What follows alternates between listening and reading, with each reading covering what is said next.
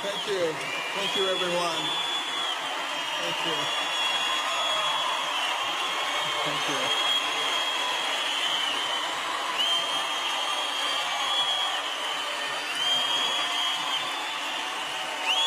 Thank you so much. Thank you. Thank you. All right. Don't eat up my time. Thank you. I want to thank you all for that very warm welcome. I have to start out by saying one very important thing. I'm not politically correct. And I hate political correctness because it's antithetical to the founding principles of this country. And the secular progressives use it to make people sit down and shut up while they change everything. It's time for us to stand up and shout out about what we believe in.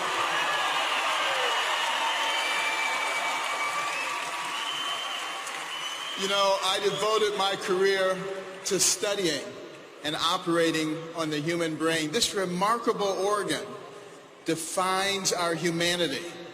It gives us the ability to not only feel and observe, but to reason. When we elect a president, we need to use that power of reasoning to look at their history, their character, what kind of people they really are. It makes all the difference in the world for us. And it is going to be so critical right now.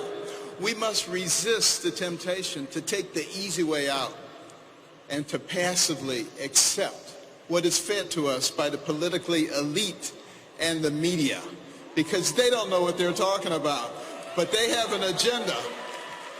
Now, we must also be wary of the narrative that's being advanced by some in our own party.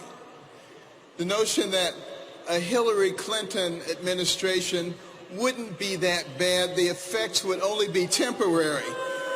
You know, that it would only last for 4 and at most 8 years. They're not using their God-given brain to think about what they're saying, because it won't be 4 or 8 years, because she will be appointing people who will have an effect on us for generations, and America may never recover from that. That's what we have to be thinking about.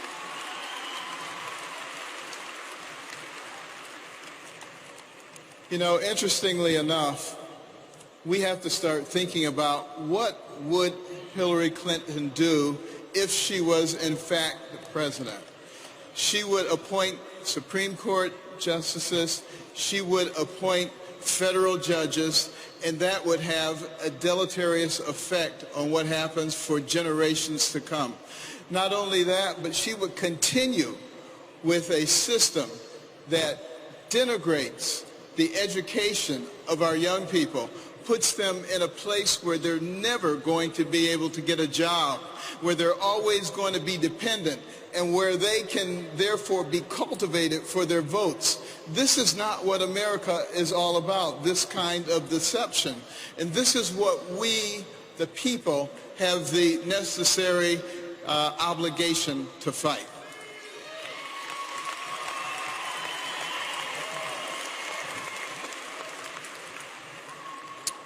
Now, one of the things that I have learned about Hillary Clinton is that one of her heroes, her mentors, was Saul Alinsky.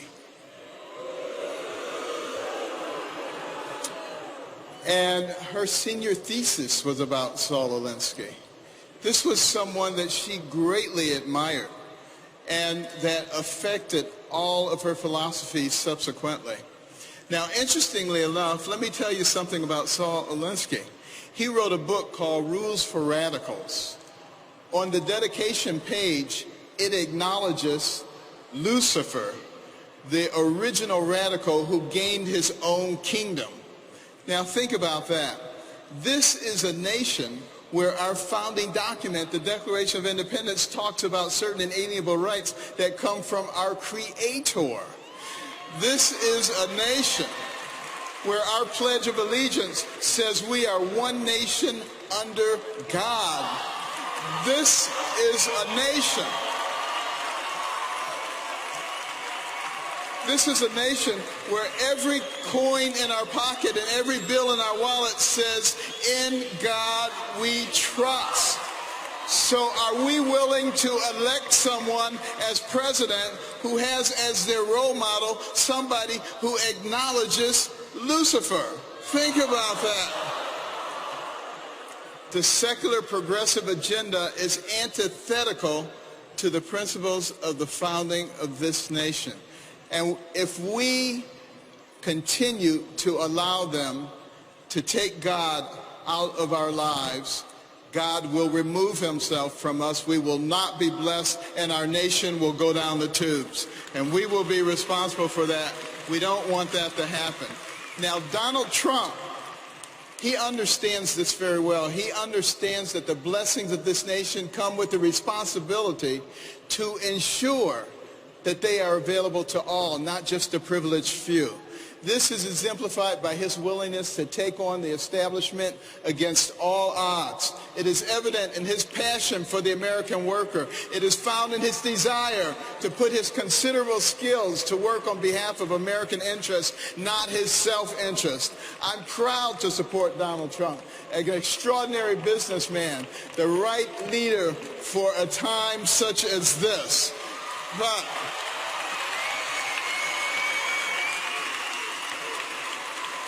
But you know what?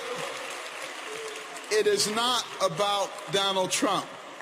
It is not about me.